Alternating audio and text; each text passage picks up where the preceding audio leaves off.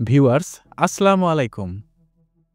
সোমালীয় জলদস্যুদের কাহিনী শুধু ভয়ঙ্কর অপরাধের গল্প নয়, এটি আধুনিক বিশ্বের নিরাপত্তা ও অপরাধ প্রবণতার জটিল রহস্য। আজ আমরা সোমালিয়ার জলদস্যুদের রহস্য সম্পর্কে জানব। তার আগে আপনাদের প্রতি অনুরোধ রইল আমাদের চ্যানেলটিকে সাবস্ক্রাইব করবেন। চলুন তাহলে শুরু করা যাক। 1991 সালে গৃহযুদ্ধের পর সোমালিয়া সরকারহীন হয়ে পড়ে। এই বিশৃঙ্খল পরিস্থিতির সুযোগ নিয়ে কিছু জেলেরা জলদস্যুতে পরিণত হয়। সোমালীয় জলদস্যুদের মধ্যে সবচেয়ে কুখ্যাত ব্যক্তি ছিল গারাড নামে পরিচিত মোহাম্মদ আবদি হাসান। তাকে জলদস্যু রাজা বলা হতো। তিনি 2000-এর দশকের শেষের দিকে একাধিক জাহাজ ছিনতাইয়ের নেতৃত্ব দেন এবং শত শত মিলিয়ন ডলার মুক্তিপণ আদায় করেন। জলদস্যুদের বিভিন্ন কার্যকলাপ সোশ্যাল মিডিয়া এবং ভিডিও শেয়ারিং প্ল্যাটফর্মে প্রচারিত হতো। সোমালীয় জলদস্যুরা একসময় আল শাবাব সন্ত্রাসী গোষ্ঠীর সাথেও সম্পর্ক স্থাপন করেছিল।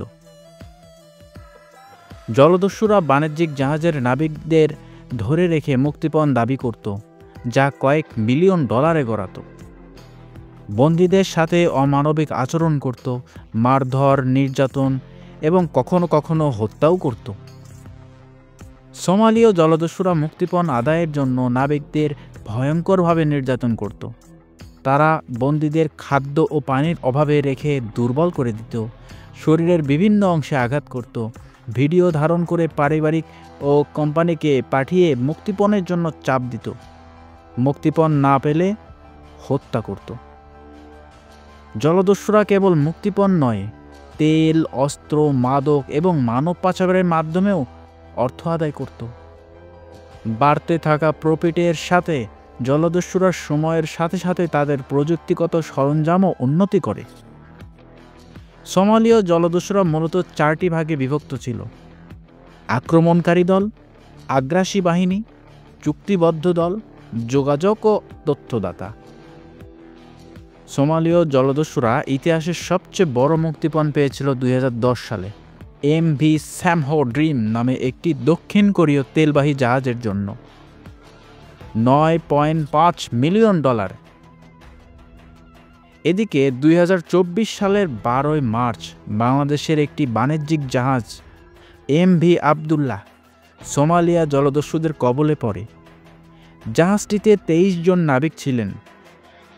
50 লক্ষ ডলার মুক্তিপণ দাবি করে তারা। 32 দিন বন্দী থাকার পর নাবিকরা মুক্তিপণের বিনিময়ে মুক্তি পায়।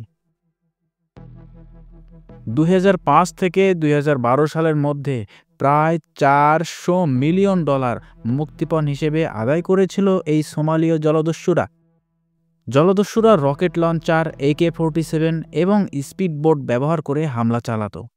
কখনো কখনো তারা মাফিয়া সংগঠনের মতো কাজ করত এবং আন্তর্জাতিক অপরাধ চক্রের সাথে যুক্ত ছিল। জাহাজ রক্ষা করার কৌশল হিসেবে বড় বড় বাণিজ্যিক জাহাজে সশস্ত্র নিরাপত্তা বাহিনী নিয়োগ করা হয়। জাহাজের চারপাশে ইলেকট্রিক ওয়্যার বা উচ্চ ক্ষমতা সম্পন্ন জল কামান বসানো হয়, যাতে জলদস্যুরা সহজে উঠতে না পারে। কিছু জাহাজ ছদ্মবেশী নৌকা হিসেবে চলাচল করে, যাতে জলদস্যুরা সহজে চিনতে না পারে। 2011 সালের পর অপারেশন ওশান শিল্ড নামে ন্যাটোর অভিযানে সোমালীয় জলদস্যুদের বিরুদ্ধে কড়া পদক্ষেপ নেওয়া হয়, যার ফলে জলদস্যুরা দ্রুত হ্রাস পায়।